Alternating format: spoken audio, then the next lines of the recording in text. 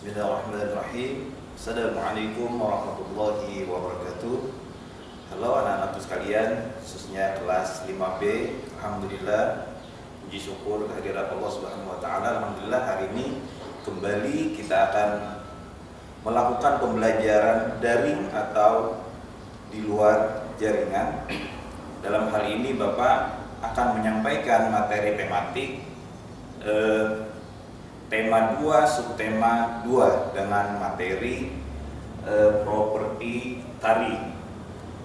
Oke, sebelum ke materi pembelajaran, Bapak ingin menyampaikan terlebih dahulu tentang kehadiran kalian. Walaupun kita tidak bertatap muka, namun kehadiran ini sangat penting bagi Bapak, karena pembelajaran tersebut akan tersampaikan apabila siswanya juga aktif walaupun dengan jarak jauh, tidak bertatap muka. Baiklah, kita akan mengecek kehadiran kalian melalui aplikasi WhatsApp, yang mana aplikasi ini juga mendukung dalam pembelajaran kita di musim pandemi seperti ini.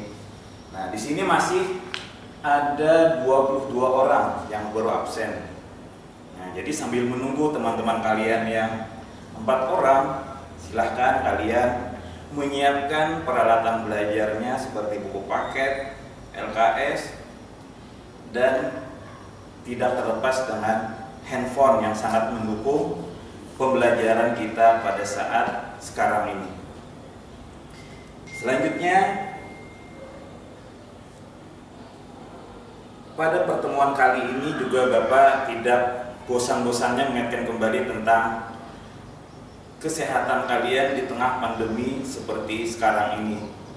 Bapak ingatkan kembali, jangan lupa selalu mencuci tangan, makan makanan yang bergizi, selalu menjaga imun tubuh, kemudian kondisikan badan kalian agar selalu fit, dan jangan lupa ketika keluar rumah menggunakan masker untuk kesehatan kalian, dan jangan lupa semangat untuk belajar walaupun di luar jaringan melalui pembelajaran jarak jauh seperti sekarang ini.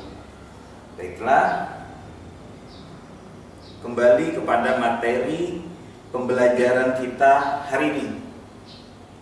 Sebelum ke materi pembelajaran materi properti tari sekarang ini, Bapak ingin mengingatkan kembali bahwa pembelajaran SPDP untuk tematik tema 2 subtema 1 kemarin yang kita bahas adalah yaitu tangga nada.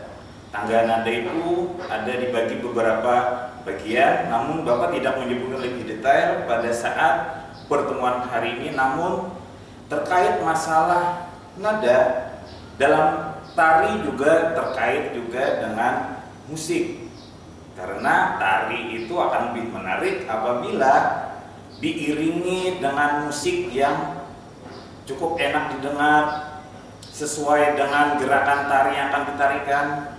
Namun hal tersebut tidak Bapak ulas pada saat hari ini, karena hari ini adalah kita akan membahas tentang properti tari. Baiklah, sebelum Bapak melanjutkan ke materi, Bapak ingin menyampaikan kompetensi dasar. Nah, Bapak silahkan dilihat pada layar handphone kalian atau pada layar laptop kalian. Di sini kompetensi dasar Bapak pada hari ini yaitu mempraktekkan pola lantai dan gerak tari kreasi daerah. Nah, itu kompetensi dasar. Kemudian dalam pembelajaran tentu pasti akan mencakup tujuan pembelajaran. Tidak mungkin pembelajaran itu disampaikan tanpa ada tujuan, dan tujuan itu adalah hasil dari pembelajaran yang akan Bapak sampaikan pada hari ini. Baiklah, tujuan pembelajaran kita pada hari ini yaitu yang pertama bisa dilihat menjelaskan pengertian properti tari. Yang kedua, menyebutkan properti tari pada tari atau tarian daerah. Jadi tujuan pembelajaran pada hari ini yaitu ada 2 poin. Silahkan anak-anak melihat kembali, siapa tahu nanti ada penjelasan Bapak di luar pembelajaran. Nah, artinya inilah yang nanti akan Bapak sampaikan. Baiklah, tidak panjang lebar untuk bersingkat waktu, masuk kepada materi. Nah, sebelum ke materi, tentu kalian pernah melihat teman-teman kalian di Mis Nahdlatul Ulama pernah menari kan? Pernah tidak? Tentu pernah, ketika kegiatan apresiasi seni, ketika pelepasan siswa kelas 6 maupun kegiatan lainnya. Nah, ketika menari, tentu ada pakaian, tentu juga ada peralatan yang digunakan. Nah, peralatan itulah yang disebut properti tari. Nah, properti tari di sini maksudnya pasti ada yang bingung nih. Apa sih properti tari? Taunya kan kita melihat ada peralatan dipakai, yaudah seperti itu aja. Nah, untuk kali ini Bapak akan menjelaskan properti tari. Apa itu properti tari? Adalah semua peralatan untuk atau yang digunakan untuk kebutuhan tari. Nah, jadi itulah yang dipakai para penari, maka disebut properti tari. Nah, semua peralatan yang digunakan untuk kebutuhan tari atau para penari. Lanjut ya. Dalam properti tari ada bermacam-macam jenis, tergantung properti tari ini mengikuti tema atau judul dalam sebuah tarian. Nah, perhatikan pada layar, di sini ada bermacam-macam properti tari. Yang pertama ada payung, yang kedua ada kipas, yang ketiga busur dan anak panah, yang keempat keris, yang kelima juga ada piring. Ingat ya, bukan piring untuk makan ini, karena di sini properti tari tentu gunanya untuk peralatan menari. Yang berikutnya ada selendang, yang berikutnya ada mandau.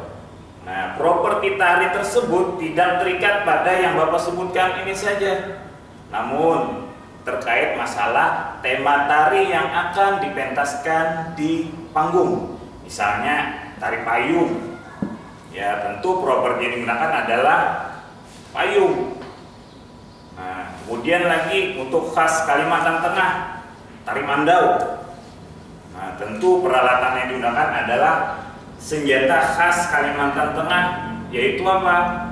Mandau dan lain sebagainya. Nah, anak-anak sekalian sampai di sini paham? Insya Allah paham ya. Nanti kalau tidak paham silahkan putar kembali video Bapak ini. Nanti akan Bapak share di YouTube pada channel Mis Nahdlatul Ulama Kota Palangkaraya. Baiklah, akan Bapak lanjutkan di sini karena sudah Bapak tampilkan contoh properti tari. Namun ingat ya, properti itu sangat banyak, tidak terikat dengan yang Bapak sebutkan pada layar. Selanjutnya, nah, ketika menari menggunakan properti, tentu pasti ada pertanyaan, pasti properti tari kan sudah penjelasannya, apa gunanya? Nah, di sini ada gunanya atau fungsinya. Fungsi properti tari yaitu apa? Untuk menambah keindahan serta membantu menjelaskan cerita atau tema tarian dan geraknya. Nah, jadi properti tari ini sangat besar pengaruhnya terhadap penyampaian dalam hal menceritakan tarian yang akan dipentaskan dalam sebuah panggung. Ya, bisa kita bayangkan misal nih sebuah tarian tanpa properti yang hanya menggunakan pakaian biasa, gerakannya tidak ada variasi, namun propertinya juga tidak ada, tentu akan terasa membosankan. Nah, makanya di sini properti tarilah yang sangat membantu dalam hal menyampaikan cerita atau tema tari, dan yang lebih penting akan menambah keindahan dalam sebuah tarian. Nah, insya Allah kalian paham ya, karena tarian di sini bukan hanya di sekolah, tentu Tentu di acara-acara di lingkungan masyarakat juga pasti akan dipentaskan tarian-tarian, lebih-lebih pada acara-acara kedaerahan. Misal acara di dalam kegiatan tiwah dalam agama Hindu, biasanya ada tarian-tarian. Nah, tarian pada acara tiwah khusus khas Kalimantan Tengah, biasanya properti yang digunakan adalah selendang misalnya atau kain. Nah, kalau di dalam bahasa Indonesianya kan selendang. Kalau di bahasa daerah mungkin beda sebutan lagi. Namun itu juga disebut properti tari. Nah, itu tadi fungsi properti tari. Selanjutnya,